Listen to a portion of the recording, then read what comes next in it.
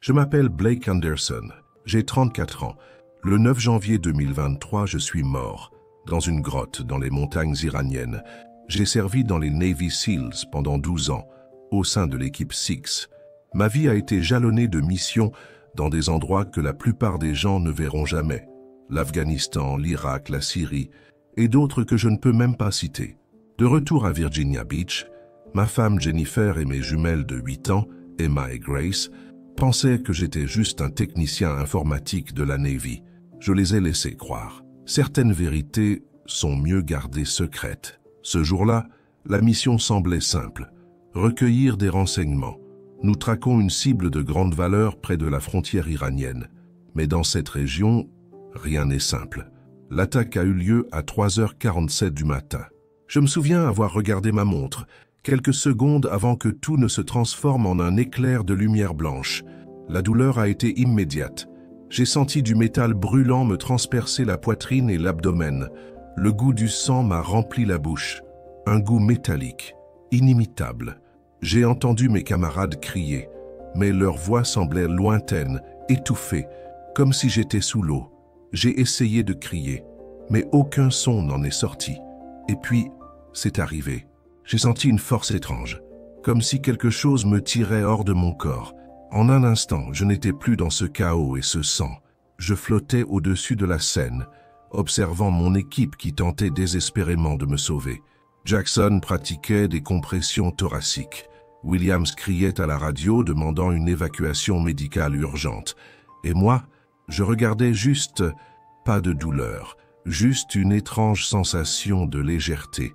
Tout autour de moi commence à disparaître. La grotte, les cris, même le bruit des pales de l'hélicoptère disparurent. Soudain, je me retrouvais dans un champ immense, entièrement baigné d'une lumière blanche.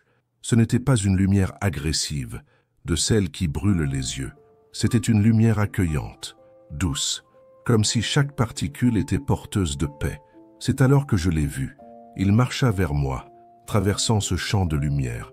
Je savais qui c'était, avant même qu'un mot ne soit prononcé. Je ne me considérais pas comme un homme religieux. J'allais à l'église avec ma famille uniquement pour les fêtes comme Noël et Pâques. Mais à ce moment-là, il n'y avait aucun doute. C'était Jésus. Son visage exprimait un mélange de force et de bonté indescriptible. Ses yeux semblaient contenir plus d'amour que je n'en avais jamais vu de toute ma vie. Lorsqu'il parlait, sa voix était à la fois un murmure et un coup de tonnerre. « Blake », dit-il. Mon nom, prononcé par lui, sonnait différemment, comme s'il avait une signification que je n'avais jamais comprise. J'ai essayé de parler, mais je ne pouvais que le regarder, sans pouvoir articuler un mot. Il portait des robes simples, blanches, mais la lumière semblait émaner de lui, de l'intérieur vers l'extérieur, comme si chaque cellule de son être était faite de gloire. Finalement, j'ai réussi à balbutier. « Monsieur, que m'arrive-t-il » Le sourire qu'il m'a donné a réchauffé mon cœur comme le soleil après une longue tempête. Ton corps physique est en train de faiblir, Blake, mais ton esprit, ton véritable moi, n'a jamais été aussi éveillé. J'ai regardé autour de moi. Ce n'était pas vraiment un endroit, mais je savais, au plus profond de mon âme, que j'étais en présence de Dieu lui-même. « Est-ce le paradis ?» demandai-je, toujours incrédule. « C'est ici que j'accueille mes enfants, quand leur temps sur terre sera terminé. Mais Blake, ton temps n'est pas encore terminé. » J'étais confus. « Monsieur, j'ai reçu des éclats d'obus dans les organes vitaux. Mon équipe appelle probablement déjà ma femme. Jésus s'est approché et sa seule présence m'a enveloppé d'un amour que les mots ne peuvent exprimer. Avant que tu ne rentres, je dois te montrer quelque chose. Avant que je puisse demander quoi, l'environnement autour de nous a commencé à changer. Maintenant, nous étions sur une sorte de montagne. Mais au lieu de regarder des forêts ou des vallées, je voyais le monde entier, comme si j'étais sur une carte vivante. « Que vois-tu » demanda-t-il. Au début, on aurait dit la planète vue de l'espace, mais ensuite, j'ai remarqué d'étranges mouvements, des nuages noirs. Ce n'étaient pas des phénomènes météorologiques, c'était autre chose. Je vois les ténèbres se répandre sur les terres. Regardez de plus près. Quand je me concentrais, c'était comme regarder à travers une loupe puissante. Ce que je voyais me glaçait le sang, Des armées en marche, des missiles armés, des villes en flammes, le monde au bord d'une guerre dévastatrice. « Monsieur, qu'est-ce que c'est ?» demandai-je horrifié. « L'humanité se précipite vers le conflit comme jamais auparavant, » répondit Jésus, la voix pleine de tristesse. « Un feu nucléaire tombera du ciel. Des millions de personnes mourront en un seul jour. J'ai vu des missiles lancés depuis des silos en Russie, en Chine, en Corée du Nord. Des villes américaines disparaissent dans des éclairs de lumière. New York, Los Angeles, Washington, ma propre maison, à Virginia Beach. Rien que des cendres. « Quand ?» demandai-je dans un murmure. « Bientôt, très bientôt. Les signes ont déjà commencé. » Puis j'ai vu les événements se dérouler. La Chine avançait vers Taïwan. Le détroit d'Ormuz était bloqué.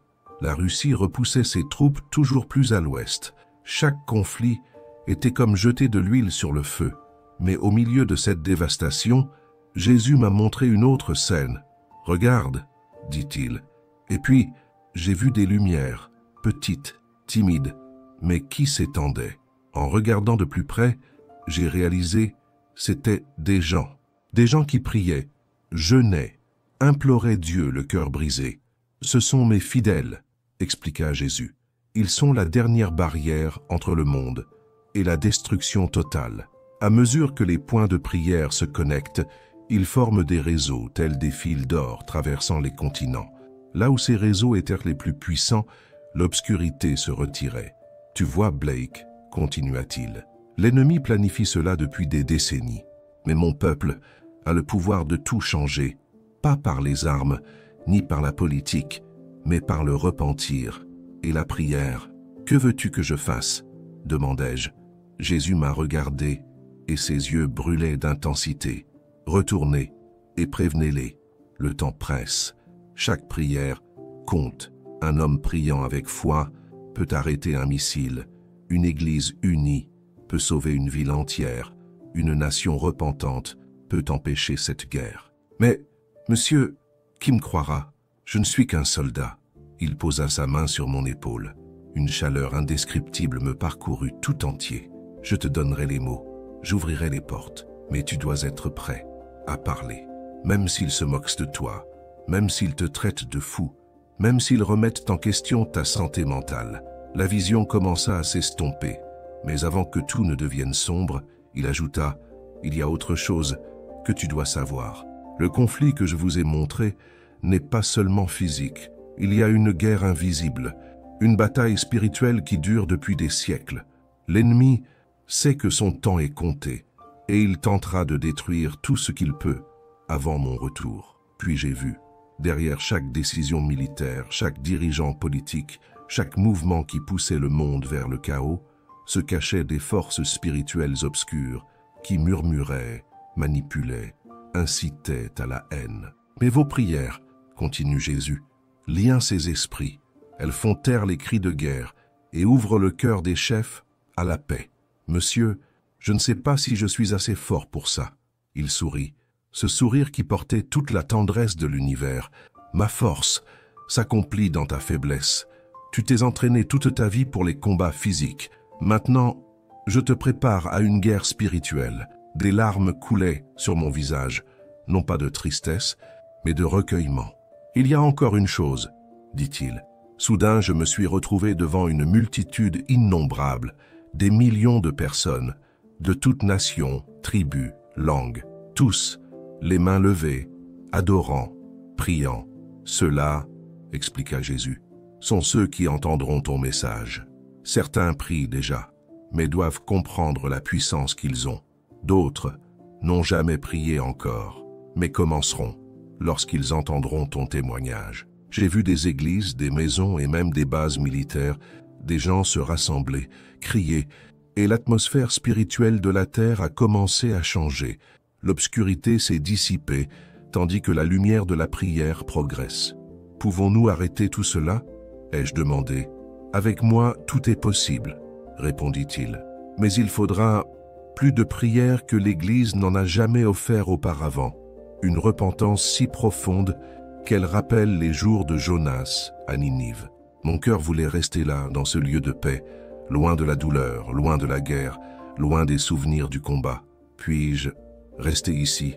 Monsieur, je suis fatigué, fatigué de me battre, de tuer. Je veux juste me reposer. Ses yeux se remplirent de compassion. Je sais que tu es fatigué, mon fils, mais Jennifer, Emma et Grace ont encore besoin de toi, et le monde a besoin d'entendre ce que tu as vu. En entendant le nom de ma famille, ma poitrine s'est serrée. J'ai pensé à mes filles, grandissent dans un monde de cendres. Si je ne revenais pas, est-ce que je te reverrais? Demandai-je, la voix brisée. Jésus a juste souri. Plutôt que vous ne le pensez. Et c'est comme ça que je suis revenu. Pas aussi loin que tu le penses, mais ce n'est pas encore le moment. Tu as une mission à accomplir. Ce furent les derniers mots que j'entendis avant que tout autour de moi ne s'estompe. Ce champ de lumière commença à se dissoudre, et les sons de la terre revinrent, lointains au début, mais devenant plus clairs à chaque seconde. Le bip rapide d'un moniteur cardiaque, des voix précipitées, le vrombissement des pales d'un hélicoptère militaire. La voix de Jésus, semblant maintenant venir de loin, résonna une dernière fois dans mon esprit. « Souviens-toi de tout ce que je t'ai montré, et n'aie pas peur, je serai avec toi, toujours. » La dernière image que j'ai gardée, c'était ton sourire, un regard d'amour, de patience et de force infinie. Puis, tout est devenu noir. Quand j'ai ouvert les yeux, j'étais allongé sur un brancard, dans un hélicoptère de sauvetage. Ma poitrine me brûlait. Chaque respiration était comme un couteau qui me transperçait les poumons. Un médecin de la marine vérifiait mes signes vitaux. Lorsqu'il a réalisé que je m'étais réveillé, il a crié par-dessus le bruit des rotors. « Bon retour, sous-officier Carter. On vous a perdu 14 minutes. 14 minutes. J'étais cliniquement mort depuis presque un quart d'heure. Mais là, avec Jésus, c'était comme si des jours s'étaient écoulés. Ou peut-être pas de temps du tout. Là, le temps ne suivait tout simplement pas les règles que nous connaissons. Après ce jour, quelque chose a changé. Pas seulement en moi, mais autour de moi. Les gens se mirent à prier, pour de vrai. Pas ces prières dominicales mécaniques, mais des cris désespérés, sincères, demandant la paix, la miséricorde, un conseil. Et tandis que je regardais le monde continuer, j'ai commencé à remarquer les signes, tout comme il l'avait montré. Des armées se déploient dans le Pacifique. Des dirigeants échangent des menaces de plus en plus directes, des cyberattaques contre des infrastructures critiques. Les pièces du puzzle se mettent en place, comme sur la carte vivante qu'il m'a montrée. Je sais que beaucoup d'entre vous qui m'écoutent en ce moment pensent probablement que je suis devenu fou, un soldat traumatisé, halluciné lors d'une expérience de mort imminente. Croyez-moi, j'ai douté de moi pendant des semaines. Mais alors, regardez autour de vous. Voyez ce qui se passe dans le monde. Conflits entre nations, escalade des armes nucléaires, augmentation des tensions mondiales. Pensez-vous vraiment que nous avançons vers la paix ou allons-nous droit vers le genre de guerre que j'ai vu de mes propres yeux? Jésus m'a dit qu'une seule personne, priant avec foi, peut arrêter un missile nucléaire. Quoi? Une église unie peut sauver une ville entière. Quoi? Une nation repentante peut empêcher une guerre mondiale. J'étais dans des congrégations où des centaines de personnes se sont réunies pour prier, et je sais, dans mon esprit, que ces prières empêchent la destruction, du moins pour l'instant. Mais j'ai aussi vu de l'indifférence. Des églises entières qui ont entendu mon témoignage ont acquiescé poliment, puis sont retournées à leur routine, comme si c'était une autre belle histoire. Ils n'ont pas compris. Ils n'ont pas compris que nous sommes dans une bataille spirituelle pour la survie de l'humanité. L'ennemi veut vous faire croire que vos prières ne valent rien. Il veut vous faire croire que la guerre est inévitable. Il veut que vous regardiez les dirigeants du monde et que vous concluiez qu'ils sont trop fiers, trop aveugles, trop insensibles pour être influencés par la prière. Mais j'ai vu la vérité. J'ai vu comment la prière transforme l'environnement spirituel de nations entières. J'ai vu comment le jeûne détruit les forteresses démoniaques installées dans les bâtiments gouvernementaux. J'ai vu comment l'adoration fait taire les voix qui appellent à la guerre et fait place à l'Esprit de Dieu pour apporter la paix. Il ne s'agit pas de politique. Il ne s'agit pas de savoir qui a raison ou tort. Il s'agit de sauver des millions de vies innocentes de la destruction nucléaire. Chaque fois que vous priez pour la paix, vous vous connectez à cette grille dorée que j'ai vue parcourir la planète. Chaque fois que vous jeûnez, chaque fois que vous vous repentez, chaque fois que vous cherchez sincèrement la face de Dieu, vous affaiblissez les forces spirituelles qui poussent le monde vers l'abîme. Aujourd'hui, Emma et Grace ont 10 ans. Elles savent que leur père a été blessé lors d'une mission militaire, mais elles ignorent la vision. Elles ignorent que leur avenir et celui de chaque enfant sur terre dépend d'un choix que Dieu est en train de faire entre les mains de l'Église. Je pense à eux tous les jours. Je pense au monde dont ils hériteront. Sera-ce un monde recouvert de cendres et de radiation, ou un monde où, grâce à la foi des gens ordinaires, la tendance s'est inversée avec le temps? Cette décision n'est pas entre les mains des présidents, ou des généraux, ou des diplomates. C'est entre vos mains. Jésus m'a dit que leur cœur, ces dirigeants, sont comme de l'argile dans les mains du potier, et la prière est l'outil que Dieu utilise pour les façonner. Si vous n'avez jamais prié pour la paix dans le monde, commencez aujourd'hui. Si vous priez de temps en temps, faites-en un engagement quotidien. Si vous priez déjà tous les jours, rassemblez d'autres personnes. Jeûnez, repentez-vous, recherchez la présence de Dieu comme jamais auparavant. La fenêtre d'opportunité est encore ouverte, mais ne restera pas ouverte éternellement. Je suis mort dans une grotte en Iran et je suis revenu avec un message de Jésus-Christ. Un message simple, mais urgent. Priez, comme si l'avenir du monde en dépendait, parce que c'est le cas. La guerre que j'ai vue peut encore être évitée. L'incendie nucléaire peut encore être contenu. Des millions peuvent encore être sauvés, mais seulement si nous choisissons de nous lever. Maintenant, dans la prière, j'ai fait ma part. J'ai transmis le message que Jésus m'a confié. Maintenant, le choix vous appartient. Le temps est compté, mais avec Dieu, il y a toujours de l'espoir. Et j'espère commencer à genoux. Vas-tu prier?